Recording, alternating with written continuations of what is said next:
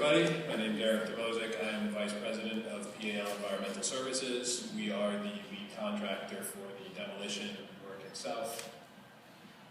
Quick update on the site. We are divided into two phases. Phase 1, you see here on the right side in purple, Phase 2 in yellow. The Phase 1 progress is just about done. We anticipate full completion of the Phase 1 site by the end of the year. The project is broken into several phases per building due to engineering and safety issues. Facade demolition is its own operation. The structural demolition of the remaining building. Foundation removal is a separate operation. Then crushing and backfilling and grading all takes place at the end. For the Phase 1, again, we anticipate to be complete by the end of the year. And over here we have a picture of what it looks like in the Phase 1 area recently. This is a brief time-lapse view of what the procedure looks like. This building was the D building. It is no longer there. As you will see, you have the facade is partially removed. As the process goes along, it moves rather quickly. It's a full mechanical, heavy industrial process using very large equipment such as this excavator machine that you see here, which pulls the facade off of the building, breaks it down into a pile. The debris is then collected, containerized, and transported off of the island via barge. As the facade comes off, the remaining structure begins to come down, which is at this point basically columns and slabs and beams. The machine works through the building in a systematic manner, bay by bay, to get the building to the ground. As it comes down, the debris is collected, sorted, metals for salvage, backfilling material to be set aside and crushed, any debris for disposal to be containerized in barges.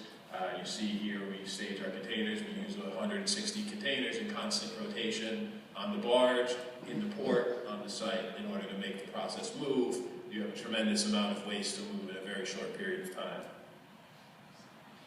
Right, here's further along in the process. Once the building is fully down, there's more sorting work that needs to get done. And here you see more towards the end phase of what it looks like. What you have here is just some remaining structural elements and the foundations. Here's the foundation removal, which is ongoing as we speak. The foundations of the last building in Phase 1 is what we're working on now. And like I said, we anticipate being done by the end of the year. Phase 2, the larger phase on the site, is actually underway now. You have certain things that need to be done first in order to free up logistics. The site, as big as it is not actually that big once you implement an operation like this.